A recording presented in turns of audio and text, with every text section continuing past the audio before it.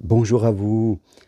Et si à partir d'aujourd'hui, vous utilisiez les pouvoirs, les incroyables pouvoirs de votre cerveau? C'est vrai qu'en psychologie, en coaching, eh bien, les Français, nous sommes beaucoup dans le pourquoi, l'explication rationnelle. Donc on regarde souvent derrière, on veut tout comprendre, tout expliquer. Mais comprendre ne suffit pas, vous le savez, pour évoluer. Et nous pouvons aussi travailler dans le présent et utiliser le plein potentiel de notre cerveau. Et là aussi, les experts ne disent-ils pas que nous n'utilisons que 10 à 20% de notre cerveau? Et quels sont les pouvoirs de notre cerveau? Je vais en partager deux avec lui. Pouvoir intérieur, c'est-à-dire la pensée créatrice. Mon cerveau a un pouvoir de création. Puis, le pouvoir extérieur, mon cerveau a un pouvoir de synchronisation avec des choses ou avec des personnes extérieures. Donc, pour mettre en route le pouvoir de notre cerveau, il va falloir que nous nous définissions des objectifs. Notre cerveau fonctionne comme un GPS. Et dans un GPS, vous rentrez une destination la plus claire que vous pensez à un moment ou à un autre. Après, quoi qu'il arrive, votre GPS va vous emmener. Il va apprendre des choses et peut-être qu'à un moment, vous allez changer la direction. Mais elle sera toujours très précise parce que notre cerveau détient ce pouvoir de nous amener là où nous voulons. Donc, il faut se définir des objectifs dans la vie. Et là, je fais tout de suite la différence entre désir et objectif. Un désir, c'est quelque chose de plus large. Je veux être heureux, je veux rencontrer l'amour. Ce sont des désirs, mais ce ne sont pas des objectifs pour notre cerveau. Un objectif doit être précis, doit être mesurable dans le temps, doit être réalisable par moi-même, dans ma vie. Il doit être connecté à ma personne, à qui je suis, mes valeurs. Il doit être motivant, il doit me donner l'envie d'y aller.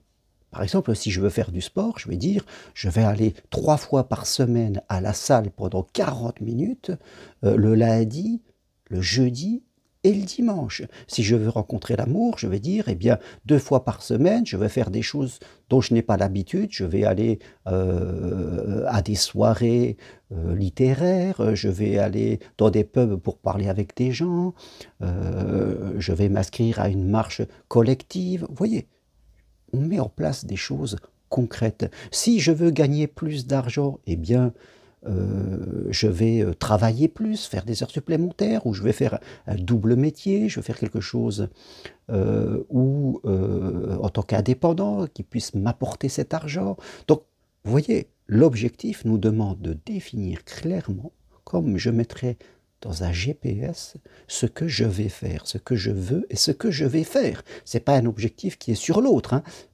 J'attends pas que l'autre fasse, c'est moi. Qu'est-ce que je vais faire? Qu'est-ce que je vais mettre en place de façon concrète? Une fois que vous avez mis cet objectif, la pensée créatrice va se mettre en route.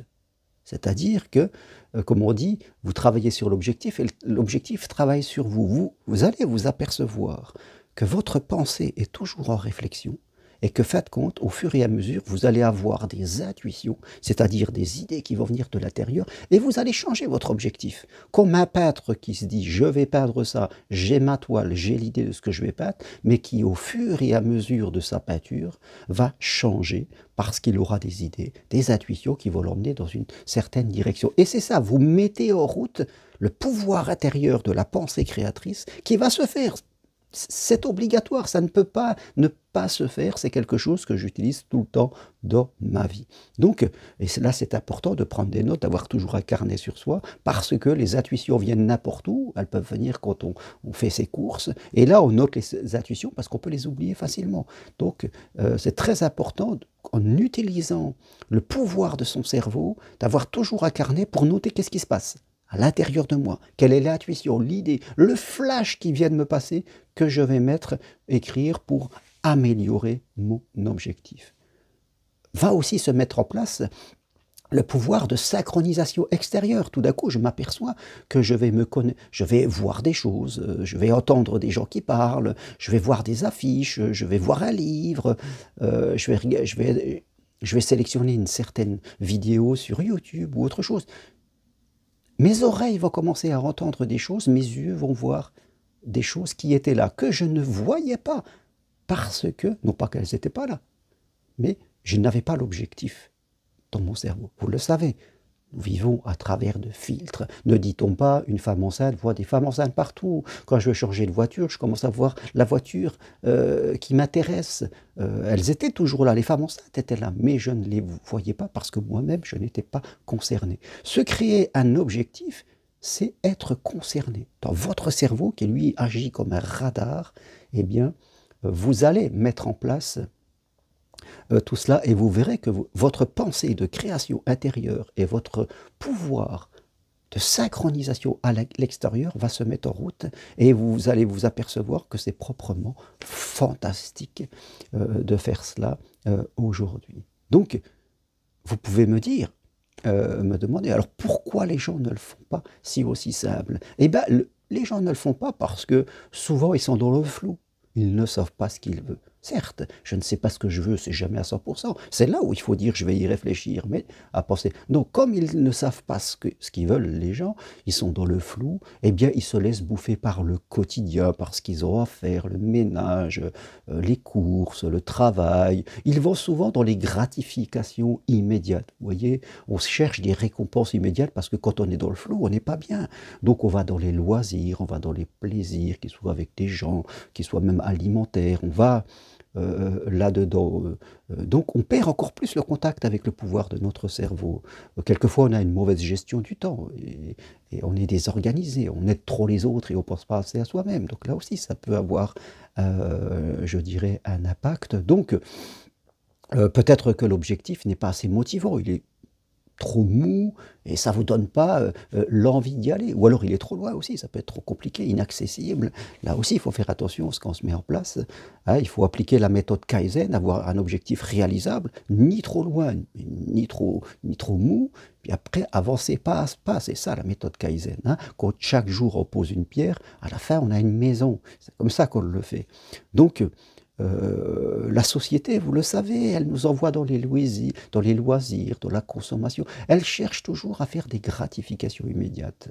Mais les gens vous utilisent pour leur objectif. Si vous prenez des créateurs de téléphones portables, ils changent souvent les modèles et ils ont une stratégie pour que des millions, voire des milliards de gens viennent acheter ces téléphones. Ces gens-là n'en ont pas besoin de ce téléphone, parce qu'ils ont déjà peut-être un téléphone qui va très bien, qui suffit. Mais non, il y a tout un marketing qui est fait pour vous atteindre, pour déclencher l'envie, pour vous manipuler quelque part. L'envie de l'acheter, et beaucoup de gens tombent dedans.